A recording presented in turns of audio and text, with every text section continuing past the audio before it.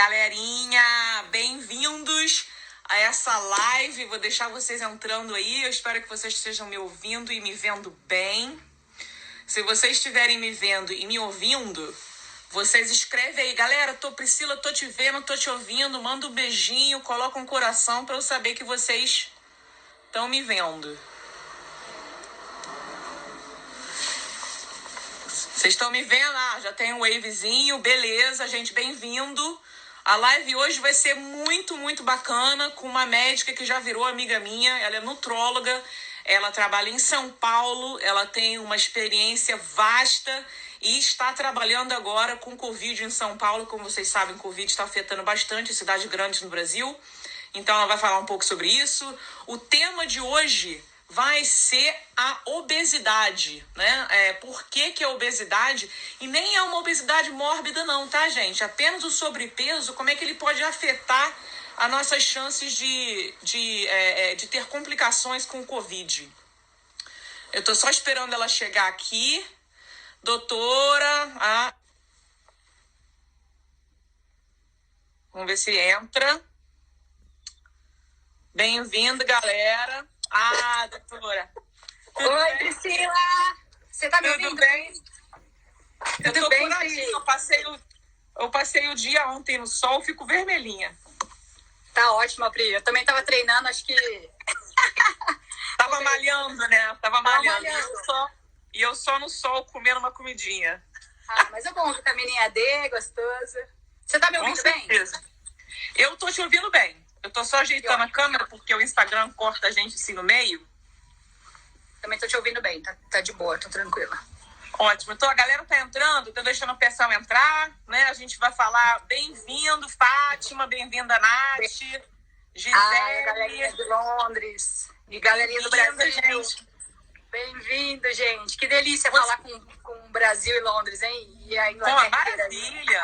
Tem galera de Londres também, de Croydon ali, ó. Jesus. Que bacana. Galera, escreve aí de onde vocês são.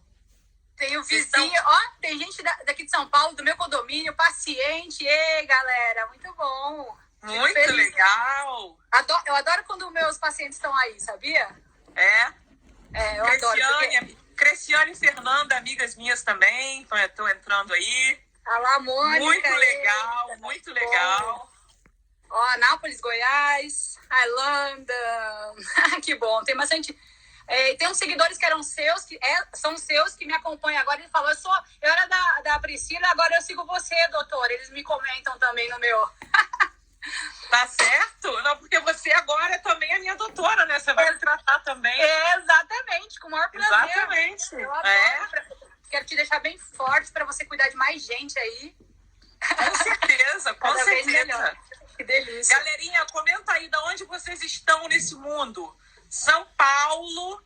Lins. São Paulo. Olha que legal, Oi, Fernanda. Rio Grande do Sul. Muito legal. Londres, claro, Londres. Galera de Londres, Rio de Janeiro. Isso, uma galerona de Londres. Quando eu for aí em Londres, quando eu for aí em Londres, todo mundo a gente vai se encontrar num pub e tomar um pint, hein, Pri? Com certeza, eu vou tomar uma cidra. Eu gosto de cidra de Eu também. Eu também. Frutas vermelhas, né? Canada Water, frutas vermelhas. Igual a minha bochecha. Gente, como eu tô vermelha. Caramba, bastante gente de Londres. Saudade, galera, saudade. Saudade, legal, gente. Gente, Espanha também. E você deu uma travadinha, mas já voltou. Voltou? Voltou, foi bem rápido, pra mim, pelo menos, né? Gente, vamos começar a nossa live. Primeiramente, eu gostaria de agradecer muito a sua participação, que é um assunto muito importante, que as pessoas não gostam de falar, né? De obesidade, ninguém gosta de falar que tá gordinho, ninguém gosta de falar que a amiga tá gordinha. E eu, como sou gorda mesmo, falei, bom, já que ninguém vai falar sobre isso, eu vou falar. Né? É um prazer falar sobre isso. Eu também adoro. Você lembra que eu te falei? Você adora os gordinhos. Eu adoro. E isso é bem antes de eu ser médica. Eu te contei a história. Então, você poderia falar pra gente um pouquinho da sua formação, do seu nome, onde é que você trabalha, um pouquinho quem é você? Claro, Pri. Bom, eu sou Marilisa Freire. Eu estou em São Paulo há 10 anos. Eu me formei no interior de São Paulo E aí eu terminei a graduação 6 anos no interior de São Paulo. Eu estudei na UnoOeste, que é uma universidade na cidade natal, na minha cidade, quer dizer, dos meus pais. E aí eu vim para São Paulo fazer residência. Aí, inicialmente, eu fiz clínica médica na Unifesp, né, que é a Universidade Federal de São Paulo, que é a Escola Paulista de Medicina. Comecei com clínica médica. Depois eu fiz dermatologia, depois eu fiz nutrologia e hoje eu trabalho como clínico nutrólogo. E eu uso a dermatologia como é o maior órgão do corpo, eu uso para diagnosticar, para ajudar na clínica e para ajudar na nutrologia também. Mas, basicamente, hoje eu fico na clínica e nutrologia. Então, você pode explicar pra gente o que é nutrologia? Porque eu também não sabia antes. Muita gente não sabe que a nutrologia é uma especialidade médica. É uma especialidade médica até que antiga, de 1978. E o que a gente faz? A gente faz a ligação entre os pacientes e o alimento. Tudo que tem relação com o ser humano e a alimentação.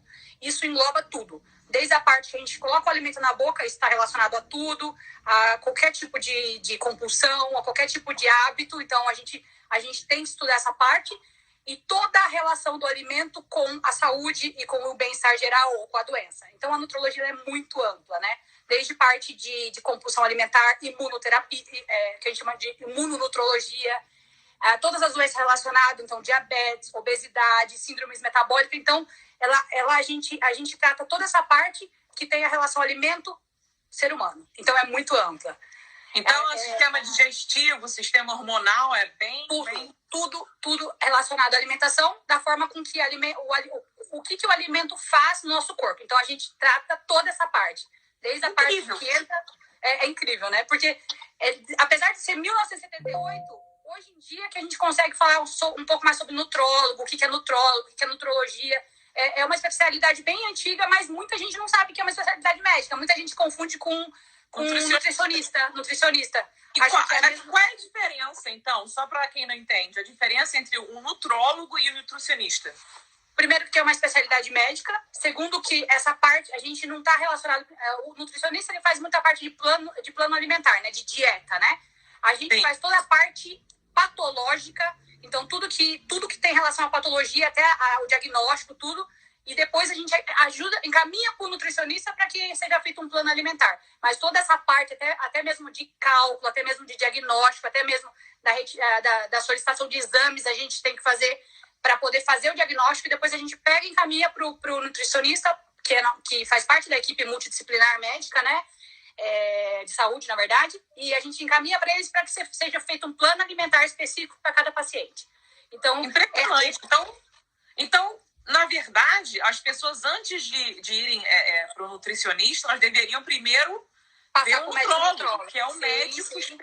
Então, tem muita gente que eu, por exemplo, nunca vi um nutrólogo. Eu já tive consultas com nutricionista que na verdade...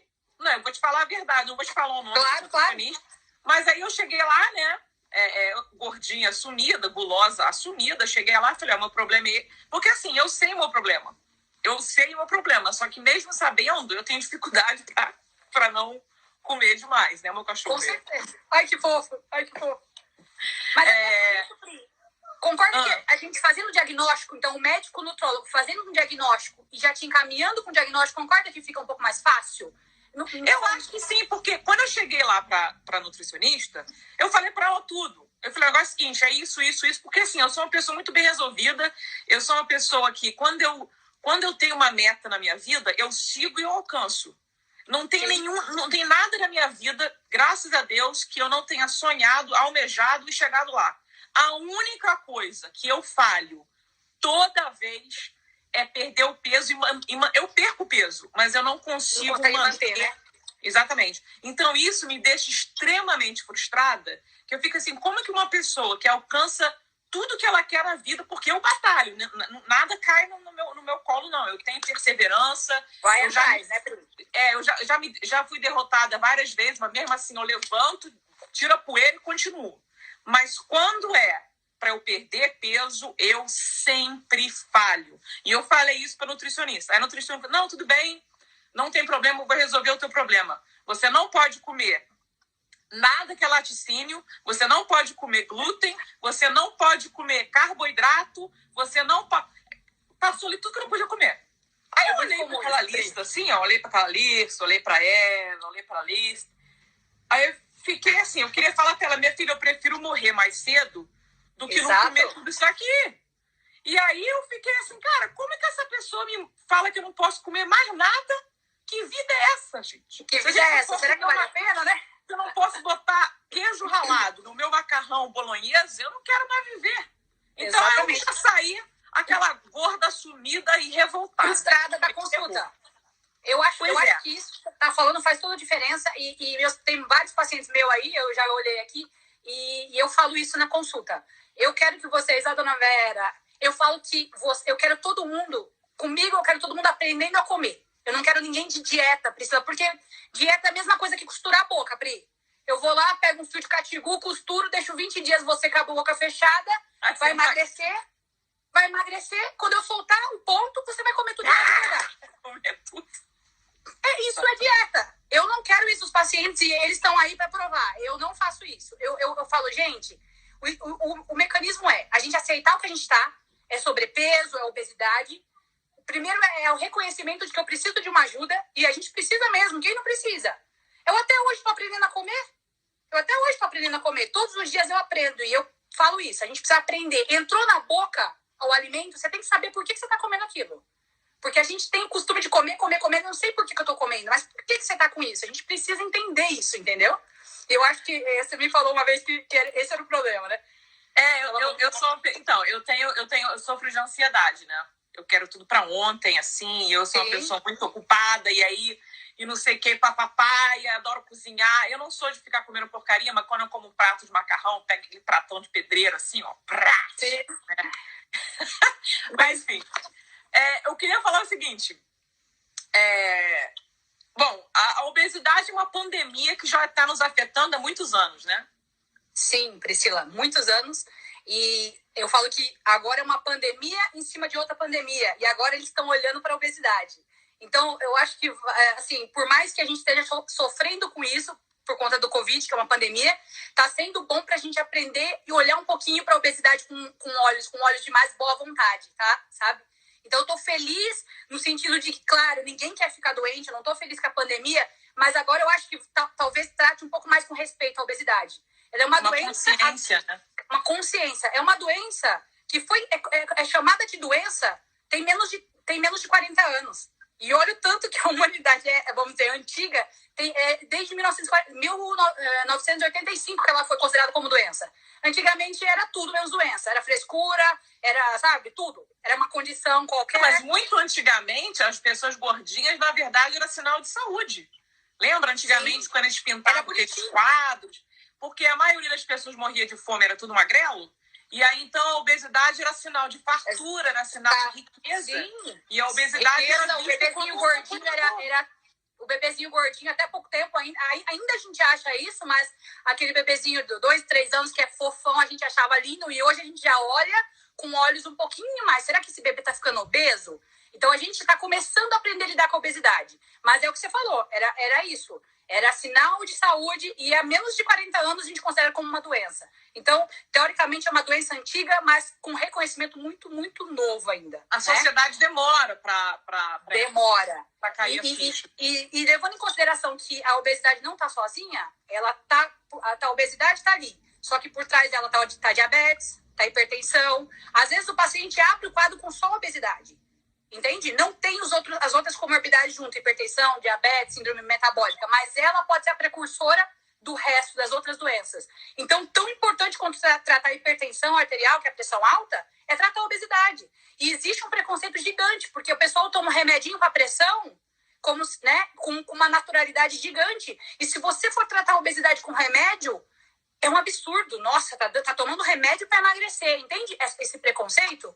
Então, é muito importante a gente falar sobre isso, porque muitos dos pacientes falam, doutora, entra no consultório, doutora, eu não quero nenhum remédio, porque eu não tomo remédio para emagrecer. Mas ele toma 5, 6 remédios para pressão alta, depressão, não sei o quê, e para emagrecer, tem um certo preconceito com relação a isso. Então, é muito importante a gente falar sobre isso, sabe? Que é uma doença outra. Mas eu acho legal você falar isso, porque é o seguinte, o problema dos remédios de emagrecer, isso aqui que eu vejo aqui nas emergências que eu vou, as pessoas estão comprando remédio para emagrecer na internet sem receita médica. As pessoas vão no Facebook... Então, as pessoas vão no Facebook, tem assim, compra essa pílula aqui, $20, você vai emagrecer 15 quilos em uma semana. E aí morre. Eu já fui... Exatamente. Eu já fui para pessoas novas que vieram falecer com 20 e poucos anos porque tomaram esses remédios que compra aí, que vem lá não sei da onde, para emagrecer. Do mercado negro, e aí que tem a fórmula... Causou uma arritmia cardíaca devido ao teor de cafeína e taurina nos negócios. Era tão absurdo que levou uma arritmia cardíaca, uma parada cardíaca, uma pessoa já morreu. Aí eu pensei, nossa... Né? Que adiantou, né? Existe um preconceito porque as pessoas acham que todos os remédios para emagrecer são remédios que vão causar um dano à saúde. Mas eu acho que se ele for receitado por uma médica como você... Exatamente. Tem uma médica que vai pedir exame de sangue, que vai pedir hormônio, que vai entender o paciente como um todo. Como um todo. Olhar, eu falo que a primeira consulta nutrológica ela é no mínimo 1h30 de consulta, pra você ter uma ideia. E daí o paciente sai com um calhamaço desse aqui de exame. Mas não é frescura. É porque eu preciso olhar tudo que está por dentro. Primeiro a parte de sangue. Olho tudo. Vitamina, parte hormonal, tudo. Exatamente tudo. Porque a obesidade é uma doença multifatorial. Então tem relação com genética. Genética eu não posso mudar, vamos dizer, né? O paciente nasce com aquela genética, a gente pode ajudar. Mas a parte de metabolismo eu posso diagnosticar. E a parte socioeconômica, cultural, eu também posso ajudar nessa modificação. Então, o paciente sai de lá, primeiro com uma anamnese completa, todo um interrogatório completo, eu já consigo fazer um diagnóstico na primeira consulta. Vejo, a grande maioria é obesidade e sobrepeso no consultório, tá? Um ou outro que quer ganhar peso, mas tem. Então, a gente faz uma anamnese completa, faço investigação e sempre eu acho alguma coisa, Pri. Sempre eu acho alguma coisa. E a partir disso, eu acho que, graças a Deus, eu consigo fazer um bom trabalho por conta dessas etapas que eu vou fazendo certinho. De interrogatório, de coleta dos exames para ver a parte de sangue, parte de vitaminas. E a parte cardiovascular também eu sempre ponho nos exames. Então, meus pacientes saem com tufo. Aí eles voltam, eu já consigo... máximo. Eu tô achando o máximo, cara. A gente vai fazer uma consulta, a gente vai marcar, né? Certeza. E eu tô, assim, empolgadíssima, porque eu nunca... sofri com o meu peso a minha vida inteira, mas eu nunca fui numa nutróloga. Nossa, eu devia ter... Eu nem sabia que nutrólogo... Gente, desculpa a minha ignorância, mas eu nem sabia que era nutrólogo. Eu sabia que era nutricionista. Eu não sabia que nutrólogo existia. Olha isso, que anta que eu tô. Mas é muito comum, Pri. E assim, as pessoas também não sabem o que é diagnóstico, por exemplo. Será que eu sou gorda? Será que eu não sou? Será que eu tô com obesidade? Será que eu não sou? Então, as pessoas... A gente usa o IMC ainda, que é o índice de massa corporal, né, Pri? Então, a gente considera que o IMC acima de 30, a gente considera como obesidade, tá? O cálculo é peso sobre a altura ao quadrado. Só para a pessoa ter uma ideia. Lógico que tem um monte de coisa por trás, mas ainda a Organização Mundial de Saúde usa o IMC, tá? Que é o índice de massa corporal. Então, a gente faz esse cálculo, eu como nutrólogo faço esse calculo direitinho. Acima de 30, a gente considera como obesidade. De 25 até 29,9 é só um sobrepeso. Não é legal, mas o paciente ainda não tem um grau de obesidade, mas está encaminhando para, tá? Então, primeira coisa que a gente vê é um sobrepeso, é uma obesidade grau 1. A gente considera bem rapidinho, de 30 até 34,9, obesidade grau 1. De grau 2, de 35 até 40. 39,9, tá? E acima de 40, a gente considera como obesidade grau 3 ou mórbida. O pessoal fica muito, doutora, obesidade mórbida? É o IMC acima de 40, tá? Então, você tinha me perguntado. Pela simples cálculo do IMC. Lógico que hoje em dia a gente tem um monte de coisa por trás, a gente faz vários exames, bioimpedância e tal, mas ainda a classificação é através do índice de massa corporal. Tá? Então, se vocês tiverem, né, curiosidade para saber, peso dividido por altura ao quadrado, você vai se encaixar em alguma... Existem vários websites. Você vai no Google e põe meu BMI, você coloca lá e te fala. Exatamente. Mas, obviamente, que ele não é muito correto para quem tem uma taxa muscular muito alta. Então... Exatamente. Massa muscular muito alta vai dar como sobrepeso ou obesidade? Às vezes não. Mas eu digo para uma população normal... Uma pessoa assim, normal. Normal, exatamente. Que não tem excesso de massa muscular, dá para você ter uma noção. Mas a gente faz um diagnóstico não só através disso. A gente faz um diagnóstico através de todo o interrogatório, anamnese, através de de parte genética, através da bioimpedanciometria, que é um exame que a gente vê composição corporal, que tenho vontade de levar nas costas para fazer você aí em Londres, tá? É o meu aparelho de bioimpedância. É um aparelho fenomenal, que mede toda a composição corporal, quantidade de gordura, massa muscular. Eu acho que eu tenho um troço desse aqui em casa, em algum lugar. Você segura o negócio de metal? Isso. É isso? Ele passa uma corrente elétrica. E aí então, eu usei uma vez só, corporal. falou que eu tinha, sei lá, 60%, 70% de gordura. Fiquei puta, falei, nunca mais vou usar isso aqui. Que falou que eu sou feita toda de gordura, vai mesmo. Então, porque o que a gente faz através da bioimpedância? A bioimpedância é legal porque na primeira consulta a gente já faz uma bioimpedância para ver quanto está de massa muscular, massa de gordura, e a gente já tem uma ideia. Quando o paciente volta, eu vou acompanhando isso. Porque concorda que se eu falo, Priscila, você daqui um mês você volta aqui comigo, você emagreceu 3 quilos. Eu não sei se é de gordura, se é de massa muscular, porque se você perdeu 3 quilos de massa muscular, eu não fiz um bom trabalho, Priscila. Entende? Eu não fiz um bom trabalho. Então, eu preciso saber se essa perda foi de gordura, se foi de massa. Então, é muito foi de água também, né?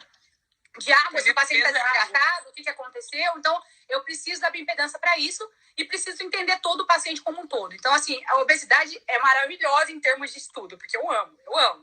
Eu tô o tempo inteiro estudando a obesidade. Eu como aquela gorda assumida, sem vergonha, que quer emagrecer, mas também quer continuar comendo, ou seja, eu quero aquele milagre... Mas eu quero muito emagrecer e eu quero a sua ajuda com isso. E, inclusive, vou documentar. Vou fazer um diário, vou documentar de como é que as coisas estão funcionando. Mas eu queria te fazer uma pergunta. Como a gente falou no começo da live, a obesidade agora já foi reconhecida mundialmente como um grupo de risco. A gente está vendo aí uma taxa muito alta de pessoas na UTI que têm obesidade e até uma taxa alta de mortes nos obesos, né? Por que é isso? Por que o obeso está sendo mais afetado, mesmo quando eles não têm pressão alta, diabetes, essas coisas? Por quê? Top, Priscila, essa pergunta é fenomenal.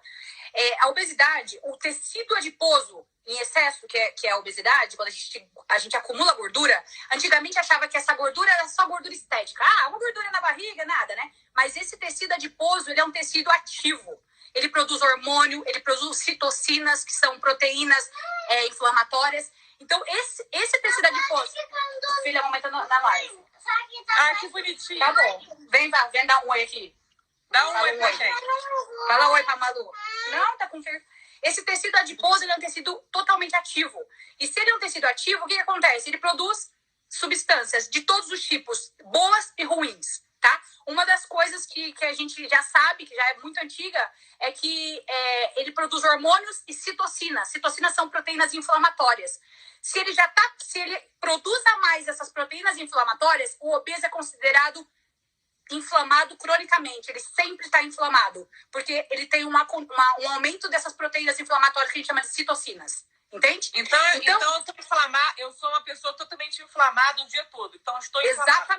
Exatamente. Todos os obesos são considerados com inflamação crônica. Então, a gente pega uma inflamação crônica e joga uma outra inflamação crônica, que é o Covid. Entendeu? Isso, a gente chama de cascata inflamatória. Ele desenvolve uma cascata inflamatória que faz um boom da doença. E daí aumenta a quantidade de proteína inflamatória. Mas aquele monte de coisa que falaram, potencial para trombose. Filha, a mamãe tá ocupada. Fala com a sua irmã. Fala.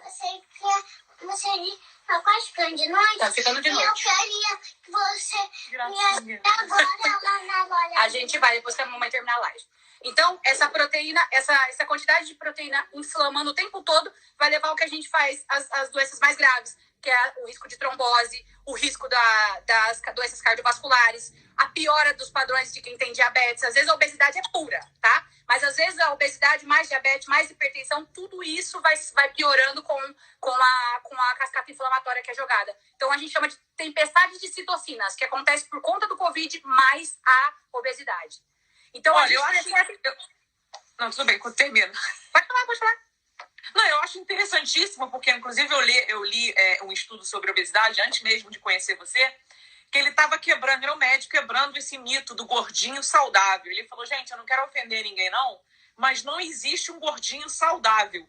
Por mais que esse gordinho faça exercício, coma bem e não tenha pressão alta, não tenha colesterol alto, ele é uma pessoa doente, ele não é uma pessoa saudável.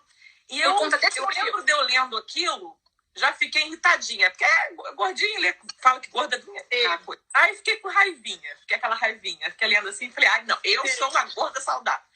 Então, assim, aí eu fiquei... Demorou um pouco pra cair aquela ficha, né? Tipo assim, falei, pô... O gordo é sempre doente, cara. Que droga esse negócio, então, que as pessoas falavam que existe gordinho. Então, aí você fica meio chateado com essa história. Mas aí, com o passar do tempo, a ficha vai caindo e você vai entendendo. Você começa quando a entender você isso, quando você falou da inflamação crônica causada, né, pelo tecido adiposo, pela gordura, e aí que eu comecei e falei, cara, porque assim, faz todo sentido. Faz todo sentido, entendeu? E aí eu falei, meu Deus, o gordinho saudável, ele não é apenas um mito, mas ele é um tic-tac de uma bombinha. Quer dizer, chega uma hora que ele vai ter um problema de saúde. Vai, Cris, vai. Não é? Exatamente. Porque essa obesidade, essa inflamação crônica, ela vai aparecer algum problema na hora. Às vezes você tá compensando. Então você tá eu chamo o quarteto fantástico, tá? Alimentação com intestino, sono, atividade física e controle do estresse. Nisso, às vezes você tá compensando um ou outro fator.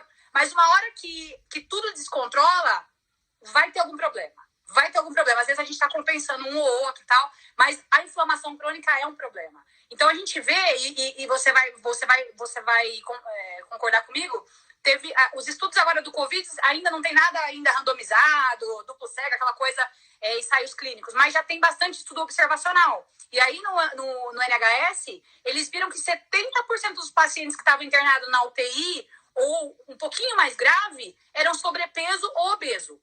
Aí no NHS. Aí nos aqui na Estados Inglaterra, Unidos, sim. Exatamente. Aí nos Estados Unidos... As enfermeiras, inclusive as enfermeiras que vieram a falecer, os médicos que vieram a falecer, a maioria deles eram gordinhos e obesos. Porque a realidade das pessoas, por exemplo, na minha profissão que trabalha plantão, né? Por exemplo, semana passada eu fiz 4 noites de 12 horas. Aí eu tenho 3 dias off, aí trabalho 4 dias de 6 da manhã a 6 da noite. É meu filho aqui, agora mamãe tá na live, filho. Ela viu que tem que falar aqui, porque essa aqui queria passear. E então isso fica difícil você fazer uma rotina. Então, a primeira coisa, a pessoa que trabalha plantão, é difícil você ter uma rotina da comida, né? Porque cada semana você trabalha no horário diferente. E outra coisa, no meu trabalho, eu vejo, eu lido com drama. Né? Eu amo a minha profissão, amo, tá? Mas assim, eu passo o dia inteiro lidando com o drama alheio, porque ninguém liga pra ambulância porque tá feliz. Claro, né? claro. A pessoa liga porque tá com medo, tá assustado, tá doente, tá pra ter filho, ou seja, a pessoa já liga nervosa. Então eu passo o dia inteiro tentando acalmar as pessoas, salvando vida quando eu posso, lidando com morte, aquela coisa. E isso que acontece, me deixa ansiosa. Né? Então, claro. Assim, aí o que acontece? Eu quero comer mais. Uma coisa que eu notei, eu não sei se acontece com você, se você já ouviu outras pessoas falarem isso da área médica, toda vez que eu lido com uma morte, me dá uma fome desesperada. Sim. Comigo também. Comigo também. Aí eu resolvi ler a respeito, né? Porque assim, eu sou muito curiosa. Eu tenho uma curiosidade muito grande de psicologia, de estudo dos comportamentos dos seres humanos. Me interessa demais. Então, eu fico sempre querendo saber por que o ser humano se comporta de uma certa maneira, por que eu estou fazendo isso, eu sou doida, eu sou esquisita, outras pessoas são assim, então a minha cabeça é assim. Aí eu resolvi ler. Aí eu botei no Google, morro de fome depois que lido com morte. Cara, a quantidade de pesquisa sobre isso, que está dizendo o seguinte, quando você vê uma pessoa morrendo, quando você lida com morte, o seu cérebro primitivo, ele quer sobreviver. Então, quando ele vê uma morte, ele fala, come, fica forte, que o que matou essa pessoa aí vai te pegar. Então, tudo você que sem saber... Exatamente. Ou é comer ou é fugir, vamos dizer, né? Aquelas coisas... Pois é, o meu é sempre comer. Exato. O meu não pode, não. Cadê a pizza? Eu vou correr na direção da pizza, eu como. Olha lá, ó, a ansiedade dá muita fome. Muita uma fome. paciente minha. Comer é emocional. Tem bastante gente falando. E exatamente. Muita gente igual.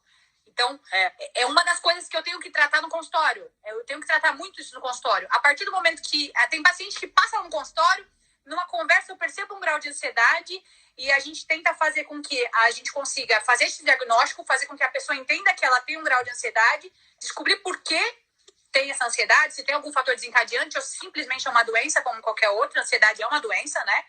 E a gente poder tratar ou de uma forma de terapia, ou às vezes no começo eu consigo medicar o paciente se eu acho que é necessário, eu consigo medicar para poder reeducar a alimentação. Porque às vezes eu não consigo reeducá-la mantendo essa ansiedade muito alta. Porque quando eu vou ensinar ela a comer, eu falo, olha lá, por que você está comendo? Doutora, eu não consigo pensar, eu só como. Tem paciente que eu preciso medicar, tem paciente que eu preciso, mas tem paciente... eles me chamam de terapeuta também, tá? Eu sou aquela... Mas eu não tenho essa desculpa, não sei por que eu tô comendo. Pior de mim que eu sei que eu tô errada, como mesmo, adoro, me sinto culpada, como de novo. E aí é uma coisa de louco, assim. Mas enfim. Mas isso tem jeito, Pri, tem jeito. E uma coisa importante que os pacientes precisam saber, que é todo começo de reeducação alimentar, Pri, o começo é começo... Gente, foi seu primeiro plantão, lembra? Você tava desesperada, né? Todo mundo... Nervosíssimo, É a mesma coisa, a gente vai introduzir uma reeducação alimentar, todo mundo tá nervoso, não sabe o que fazer, é difícil. Mas a partir do momento que você começa a introduzir a reeducação alimentar e entende por que você tá fazendo aquilo, que é pra sua saúde, que é pro futuro, que é pra você melhorar, você tem essa consciência, começa a melhorar. Mas a gente precisa ter essa consciência de poder educar a alimentação. É coisa, não é porque a pessoa, vou emagrecer porque as pessoas mais magras são mais bonitas. Não, eu sou linda. Eu sou linda, olha. É linda mesmo, só que tô de sacanagem. É linda mesmo. Eu quero emagrecer, mas pela minha saúde mesmo. Saúde. O interessante porque assim, como eu sou uma gorda, cara de pau, eu falo mesmo, existe um preconceito contra o gordo. E sabe quais são os piores pessoas que têm gordofobia? Eu chamo de gordofobia, não sei se existe esse nome, se eu criei. Os piores gordofóbicos são os gordos. Os gordos não suportam outro gordo. Você nunca é tão julgado contra um outro gordo, entendeu? Uma coisa louca. É verdade, dos gordos, é verdade. O gordo que... não tem coisa pior do que um gordo que emagreceu. Aí ele se acha assim, dono do mundo, julgador de todos. É aquela coisa. Mas assim... nós vivemos numa pandemia da obesidade e também vivemos num mundo totalmente gordofóbico. Que uma pessoa gordinha vai para o emprego, né, que tem um currículo irado, inteligentíssima, vai uma pessoa mais magra e bonita que nem tem um currículo tão bom e o emprego é dado para a pessoa mais magra, porque as pessoas têm essa ideia. Esse preconceito existe. Se alguém falar pra mim que eu tô mentindo, vocês não são gordos. Só gordo é isso que eu tô dizendo. Existe esse preconceito. As pessoas acham o seguinte, você não é competente porque você é gordo. O que uma coisa tem a ver com a outra? Entendeu? Você vê médicos que entendem que eu sou paramédica, eu estudo saúde. Eu sei o perigo da gordura. Mas mesmo assim eu tenho uma doença, sabe? Sim. Eu tenho um problema. Eu tenho problema de ansiedade, eu tenho obesidade, eu sei que eu tenho. Mas é muito difícil de lidar com isso. E as pessoas acham assim, Priscila, você vê, você tá botando queijo parmesão no teu macarrão. Come sem parmesão. Não como. Tem não é uma coisa tão simples assim. Isso me irrita. Não é simples, Pri. Quando as pessoas acham que o gordo é preguiçoso. E não é assim, não é isso sempre, né? E não é isso, pelo contrário. Eu conheço muito, muito obeso que chega no consultório, doutora, todo mundo fala que eu como muito. Eu vou fazer o interrogatório alimentar, Priscila, esse paciente é desnutrido. Desnutrido. Ele come muito pouco, e eu digo desnutrição porque às vezes existe desnutrição de algum nutriente ou outro. Eu vou olhar, às vezes, nada de proteína. Nada. Então, ele tem uma desnutrição proteica e o que ele come é pouco, mas é o suficiente para ele manter, perpetuar a obesidade. Entende? Porque come de uma forma, os macronutrientes de uma forma errada. Mas sei lá, excesso, às vezes, de carboidrato ou em horários ruins, eu dou aquela ajustada, falo para ele, olha lá, a gente precisa seguir isso. Meu, resolve. O problema é que todo mundo tem esse costume de falar, você come muito, você é gordo porque você come. Você é burra, você é preguiçosa. Você é preguiçosa, você faz isso, você aquilo. Enquanto você não tira, enquanto o próprio médico não tirar esse preconceito da cabeça, não consegue tratar. A obesidade, eu, graças a Deus, tá lotado de paciente meu aí. Eu tô vendo um monte. E eles podem falar muito mais do que eu. Eu tenho... primeiro, eu trago o paciente pro meu lado e eu não mostro por hipocrisia. Não, só pra ganhar consulta. Não, eu mostro realmente que dá. E eu aplico isso no dia a dia. Então, 5 horas da manhã, que é o único horário que eu tenho pra treinar, você viu quando eu criança pequena? Eu tô lá treinando, faço uma live, o pessoal treina comigo às vezes de manhã. Doutora, eu tô 5 da manhã, das 5 às 6, é o único horário que eu tenho. Agora na quarentena eu tô tendo um pouco mais, mas agora... Então, aí eu falo, gente, intestino, como é que tá o intestino de vocês? Não tem como tratar um paciente, um obeso, com intestino ruim, Pri. Não tem como. Se eu for olhar só o alimento, por exemplo, eu sou nutrólogo, só olha o alimento, acabou. Não tem como tratar a obesidade desse jeito. Então, toda consulta, meus pacientes estão aí. Como é que tá o intestino? Como é que tá o sono? Vocês estão dormindo? Como é que tá o cocô? Fala cocô mesmo. É o cocô mesmo. As pessoas têm vergonha de olhar pro próprio cocô. Exatamente. Eu olho pro meu... Eu até falo tchau pro cocô, falo. E tem que olhar o cocô mesmo. Problema. A gente tem que olhar o nosso cocô, a gente tem que olhar nosso xixi. Né? A urina e as fezes conversam com a gente. Exatamente. Se você se acostumar... Se você se olhar para o seu cocô e acostuma da maneira que um cocô se parece, quando o cocô tá esquisito, você fala, o cocô tá esquisito. Alguma coisa em mim não tá legal, né? Exato. E é isso. Eu tenho relacionamento com o meu xixi, com o meu cocô, e tem mesmo. Eu sempre olho antes de dar descarga. Sempre olho. Tem que olhar. Olha lá, ó, a Dani tá falando Quarteto Fantástico. Eu considero, toda consulta. Como é que tá o Quarteto Fantástico? Eu vou falar, eu deixo a alimentação pro final, mas intestino. Não pode estar tendo diarreia e nem pode estar preso. Quando a gente está preso, está segurando toxina. Quando a gente está com diarreia, está perdendo tudo. Como é que está o sono? O sono é importantíssimo. Durante o sono, principalmente no sono REM, que é o sono profundo, que a gente produz hormônio, que a gente descansa neurotransmissor. Eu preciso saber se o paciente está dormindo bem. A maioria dos obesos tem problema de insônia.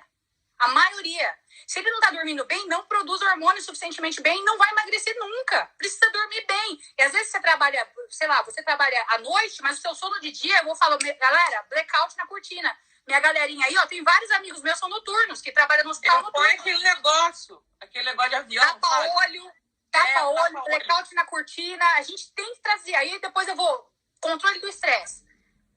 Vamos arrumar. É atividade física para controlar o estresse, é grito, é alguma coisa, precisa controlar. E atividade física regular, Pri. Às vezes o pessoal fala pra mim, doutora, não tem jeito, não consigo. 24 horas, eu preciso de meia hora. Gente, malhar é maravilhoso. Você estava falando que você só malha às 5 horas da manhã. Eu vou pra academia 4:30 da manhã. Eu não tenho ido porque a academia tá fechada, né? E eu tentei malhar aqui em casa, não deu certo, não. Errei tudo, não consegui andar durante 2 dias de tanto agachamento que eu fiz. E, ó, pessoal falando em casa, mas é isso aí. A gente tem que malhar em casa. As meninas estão em casa, às vezes eu faço atividade física, agora eu tô fazendo com um grupo online do Márcio, não sei se o Márcio tá aí, Márcio Mello, segue ele no Instagram. A gente faz um grupo, uma galerinha, e a gente treina online. E mesmo com as meninas, às vezes eu faço agachamento com a Malu no colo. Exercício não importa, é 30, 40 minutos, a gente precisa fazer. Tá? E alimentação. Eu falo pro paciente que antigamente, como que era antes? Lá atrás, tô falando. Lá atrás, porque o nosso organismo não mudou muita coisa. Nossa, que muque, hein? Mostra o teu muque aí pra gente. Acabei de ver um mucão ali. Opa! Fisiologicamente falando, né, Pri, a gente não mudou. Por que antigamente o caboclo caçava pra alimentar a galera? Caçava, alimentava a tribo, e quando vem a próxima caça? Sei lá. Então, a galera comia quando tinha fome e ainda buscava comida fazendo exercício. Agora, a gente faz um 360 na rua, mesmo sem fome, cheiro de coxinha, pão de queijo, blá, blá, blá. Você come pelo estímulo visual. Concorda comigo? Às vezes, você até acabou de tomar o seu café da manhã, você come por estímulo visual, estímulo de... Você vê uma propaganda de uma pessoa comer um negócio assim, nossa, que vontade de comer. Você acabou de almoçar, já quer comer aquele negócio. Então, eu sou a favor, Pri, da gente tentar manter o como era antes. Como que é? Se você tá com fome, sente se você tá com fome. Porque a gente sabe, a fome é um sinal. Deus criou a fome por um motivo. Você tá sem energia? Será que você precisa de comida? É a hora da gente começar a entender nosso corpo, entende? Você tá com fome ou você tá com gula? Sabe aquela coisa que a galera fala? Estou com a tremedeira da fome. Essa tremedeira da fome é uma hipoglicemia que causa, Como é que é essa tremedeira da fome? Muitas vezes não é hipoglicemia. Às vezes o paciente fala para mim, doutora, eu tô passando mal, tô com hipoglicemia porque eu fiquei sem comer. Eu faço questão de fazer um destro na hora, medir a glicemia, tá? Para quem não sabe, destro, a gente fura o dedinho e vê. É o dedinho, tá normal. Tá normal. Às vezes, o paciente pode estar com uma queda de pressão, pode dar isso, não é tremedeira de fome, queda de pressão. Às vezes o próprio, vamos dizer, a costume de comer toda hora e ficar um pouquinho mais sem comer pode dar esse sintoma. Entende? Tô acostumado a jogar a glicose toda hora no corpo. Você deixou de jogar um pouquinho, você pode ter esses sintomas, mas não é falta de glicose. Não é uma hipoglicemia real. Não é uma hipoglicemia real. Às vezes é só pelo próprio costume que você tem de ficar comendo toda hora. E fisiologicamente a gente não foi criado para comer toda hora.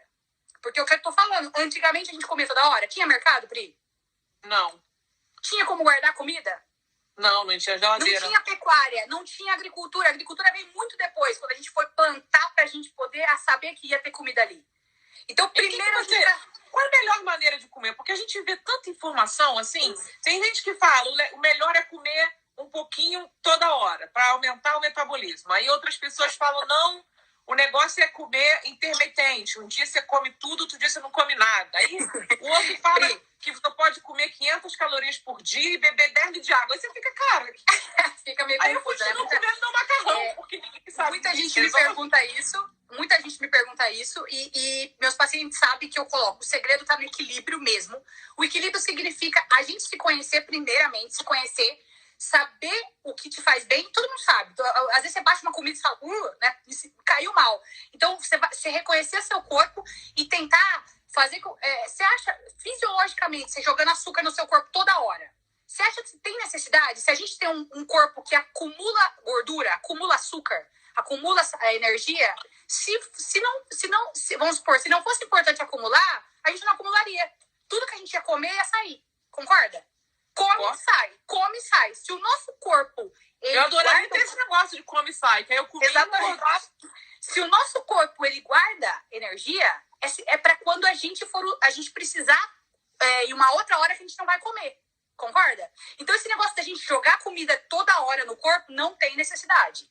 Não tem necessidade. Acredita-se que teve estudo na década de 70, 80 que foram comprados para estimular consumo. Concorda que eu mando... Acredita-se porque não tem nada provado, tá? Mas concorda que se eu mando uma população inteira comer de 3 em 3 horas, eu vendo mais lanchinho? Claro. Eu vendo mais refrigerantinho, comidinha, lanchinha, bolachinha. Vende até mais papel higiênico, né? Que a pessoa Exatamente. Então, assim, não tem ainda uma comprovação, mas, assim, eu falo que na saúde, tudo que mexe com isso é possível. Na saúde, né, no comércio, né?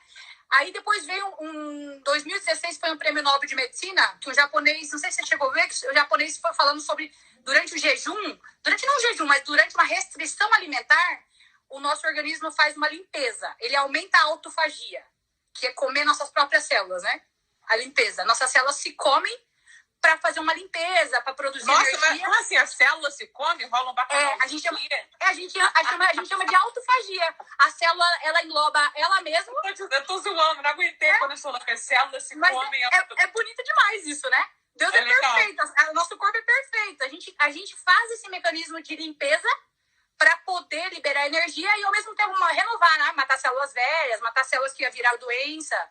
É por isso que quando a gente acorda de manhã, a gente tá mais magrinho? Também. Porque durante o jejum, que é da madrugada, você deu uma renovada nas células, você, vamos dizer, quebrou um pouco de gordura, deu uma renovada nas células. Isso, deu uma travada. Galera, vocês estão me vendo? Não sei se fui eu que travei. Tá aí? Caiu? Não, agora voltou. Tá me vendo? Então assim, a gente de manhã tá mais sarado, né? Tá mais bonita, mais magrinho. Mas então, esse prêmio Nobel que foi 2016 defende esse ponto de vista, de que durante a restrição alimentar a gente faz uma maior renovação celular. Então, as células que são quebradas nesse momento são células velhas, células doentes, até mesmo cancerígenas, entende? Então, assim, o pessoal fica, doutora, jejum é uma dieta? Jejum não é uma dieta. A gente jejua dormindo, concorda? Se você dorme, você acorda um pouco mais tarde, isso é uma forma de jejum. Eu defendo que a gente precisa fazer uma alimentação equilibrada nas 24 horas. Só que respeitando essa higiene que o nosso corpo faz com a gente mesmo. Por que eu vou quebrar? Por que eu vou tirar esse mecanismo fisiológico de limpeza, de cuidado que o nosso corpo tem natural? Entende? Então eu respeito isso. Eu oriento meus pacientes. Sente que você está com fome ou não, porque às vezes não é fome. É só aquela compulsão que você tem de manhã. Porque passou aquele período, pode reparar, passou aquela hora rápida de fome, que geralmente é de manhã, ou é umas 5 horas da tarde para quem faz pico de cortisol. Não sei se você tem esse fome das 4h30, 5 horas da tarde. Meus pacientes, fala aí. Depende, porque eu trabalho plantão, cada dia é diferente para mim. Então é muito difícil saber. Se eu tô trabalhando de manhã, é porque eu acordo muito cedo, quase 4h30 da manhã para trabalhar. Sim. Aí quando dá 9 horas da manhã, eu tô morrendo de fome. Tá com fome. 9 horas da manhã. Quem tem fome 4h30, 5 horas da tarde, escreve aí. Que é um horário que muita gente tem fome. Muita gente. Porque é um horário que 4h30, fisiologicamente a gente faz um pico de cortisol e dá um pouco mais de fome. Mas na hora que a gente passa esse horário, Pri, a gente percebe... Olha lá, tem bastante gente que tem. A gente passa esse horário, que é um horário fisiologicamente que dá fome, se você por acaso não come nesse horário, tá? Eu vou conseguir, doutora, ou eu vou fazer alguma coisa nesse horário, começa a melhorar. Você sente que melhora, porque fisiologicamente diminui um pouquinho o cortisol, começa a melhorar. Então você começa a entender seu corpo, porque se você der essa fome, esse horário, você come tudo que tem na sua frente. Enfia tudo na cara. Exato, porque você tem que respeitar esses horários que você... Oi, filhinha.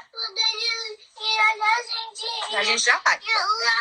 Aí, a gente tem que respeitar e reconhecer os horários de fome, entende? Eu tenho esse, das 4h30 às 5 horas, né? Olha lá, tem gente, eu ando com fome o dia inteiro. Bastante gente que tem Mas esse negócio da pandemia, da gente ficar em casa, cara, negócio de comer, você não tem nada pra fazer, você não pode sair de casa. Você já viu todos os negócios da Netflix, você já viu todos os filmes, você não aguenta mais Facebook, o que você vai fazer? Vai comer. E a Josi tá falando, e depois passa do horário, e passa mesmo, porque fisiologicamente o organismo diminui esse pico de cortisol e aí começa a melhorar. Então, o segredo, reconhece os seus horários de fome. Tente se alimentar nesses horários de fome com alimentos de alto valor biológico. Então, especialmente proteína. Por quê? Porque a maioria dos pacientes, Priscila, eu falo, o paciente obeso, paciente peso normal, chega em internação ou está desnutrido de proteína. Então, come muito, mas come muito carboidrato. Porque se você pensar que... Não sei se você... a reeducação alimentar eu falo para os pacientes, coloca na boca, eu quero que você saiba o que vira no intestino. Entende?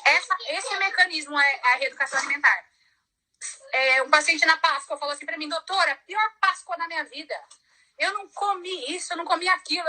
Vamos lá, o que você comeu? Aí ele falou, bacalhau. O que vira? Proteína. Muito bem. Salada, o que vira? Sais minerais, vitamina, um pouco de fibra. Perfeito. Aí eu tomei um copo de suco de uva integral da garrafa. E o que vira isso? Ele parou. Açúcar. Aí eu falei, você devia ter comido teu chocolate. Concorda? Concordo. Entende? Então, aí ele veio brigando comigo. Eu falei, a escolha, eu tô te ensinando, mas a escolha é tua. Porque você poderia... As pessoas têm a mania de achar que suco de caixa é saudável. Eu falo, exatamente. Tem mais caloria e açúcar puro em suco de caixa do que às vezes você compra uma outra coisa aí, um chocolate, uma coisa. Não, porque o intestino, Pri, ele não sabe falar pra você se o açúcar que tá lá na célula é da fruta orgânica linda que você colocou no teu quintal ou se é do bolo de chocolate ultra mega power gordurão que você comprou na loja da esquina. Você entende que é açúcar do mesmo jeito? Ele não sabe, ele não vai falar assim, peraí, aqui no intestino tem uma glicose que veio do bolo de chocolate. Não, é da laranja orgânica bonita do meu quintal. Não sabe. O intestino não sabe. Não, a única diferença é que a fruta tem fibra, tem outras coisas saudáveis. Mas enquanto o bolo de chocolate não... Exato, mas não vai ter tanta coisa saudável. Eu digo com relação ao açúcar. O que eu quis dizer é porque ele não comeu ele não comeu chocolate, mas aí eu falei assim, se tivesse comido um chocolatezinho, né, no 70, 80% cacau, ter ficado mais feliz, porque o chocolate libera serotonina, dá aquela sensação de bem-estar. Aí ele fala, é mesmo, doutora. Então eu tento ensinar isso para os pacientes, para quê? Para que ele seja capaz de comer de tudo. Eu não quero nada de... uma coisa. Tem muita gente seguindo você aqui que tá em Londres. E a galera tá se apaixonando por você, porque você é uma graça de pessoa, uma médica... Obrigada. É uma médica inteligente, uma médica que consegue falar com a gente de uma maneira que a gente entende. Porque a pior coisa é quando você vai no médico, o médico fala um monte de palavra complicada, a pessoa fica até sem graça e não volta mais. Então, assim, você faz consulta online? Você faz consulta por Skype? Faço consulta online, sim. Tá no meu perfil, né? Doutora Marisa Freire, tem o meu site, eu marco a consulta através do site e eu faço a consulta pelo Skype ou pelo WhatsApp. E aí, como é que você faz os exames? Quando você... Eu tenho certeza que você pedir para eu fazer um exame. Aí eu faço no particular aqui e mando para você, porque vai estar em inglês. Tem problema? Você... Não tem problema. Eu peço... inclusive, eu posso mandar o exame, o pedido de exame. Muita gente consegue fazer. Eu já mandei receita, talvez não sei se pela NHS, porque meu carimbo não vale aqui, né? Mas particular, assim, talvez consiga, porque eu mando o pedido em inglês. Eu até já mandei alguns pedidos em inglês e algumas receitas em inglês. Mas exame de sangue nem é tão caro. Tão caro, né? E também mas dá pra fazer... os exames pelo GP aqui, para quem mora na Inglaterra, os exames pelo GP, se você for no GP, eles fazem.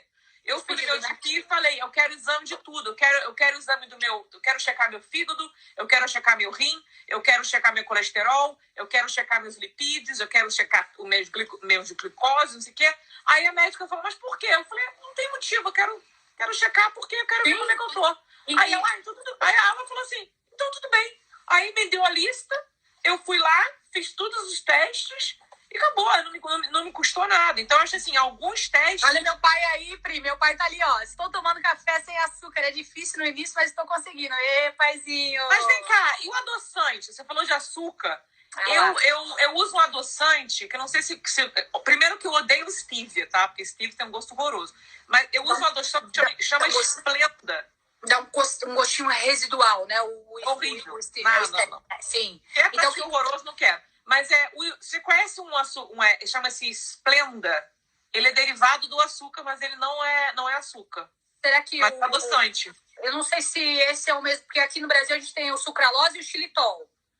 Não é xilitol, não, é sucralose, eu acho. É sucralose, né? Eu não sei como que é em inglês, mas é derivado do açúcar, da cana mesmo. Ele não tem gosto de residual. Ele é um bom adoçante, sim. É um adoçante de origem natural. Porque o adoçante é meio veneno também, né? A gente tem que cuidado da quantidade de qual tipo de adoçante que a gente usa, né? Exatamente. A gente tem que tentar... Quem consegue tomar sem nada é a melhor opção. Mas muita gente tem dificuldade e eu prefiro que tome um adoçante natural do que coloque o açúcar mesmo.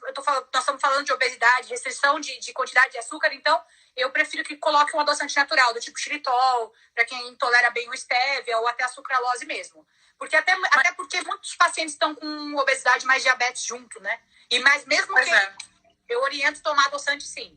Porque, Pri... e o mel? Tem gente que perguntou aqui, se não usar açúcar, pode usar o mel? O mel também é açúcar pro o mel é açúcar. O mel é açúcar. O mel é açúcar.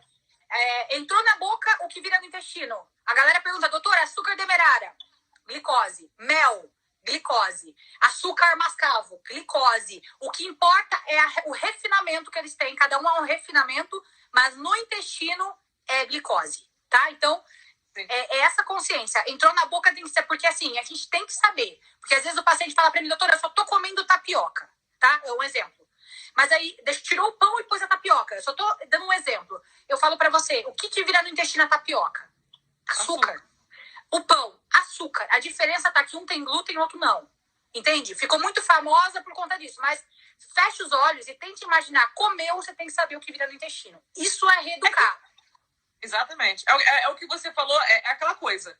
Quando a gente está falando de açúcar, independente de onde vem o açúcar, o corpo reage da mesma maneira. É óbvio que comer uma maçã é mais saudável do que comer um pedaço de chocolate. Isso aí é óbvio. Você não precisa ser médico para saber disso, né? Porque a maçã tem fibra, tem outras coisas que são boas. Com certeza. Mas a gente está falando aqui o seguinte, só de como que o organismo reage àquele adoçante que você escolheu. Se você é contra adoçante e você pensa assim, olha, eu não quero adoçante, qual é melhor...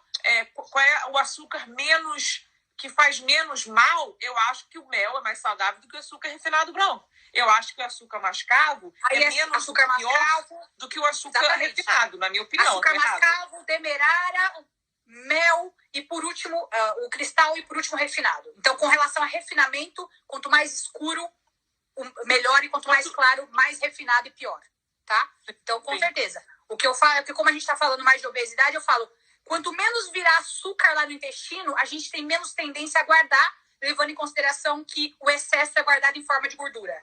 Nosso organismo guarda o excesso de açúcar em forma de gordura, excesso de gordura em forma de gordura. Nossa fonte de guardar é a gordura. Então, se a gente tem qualquer tipo de excesso, a gente vai guardar.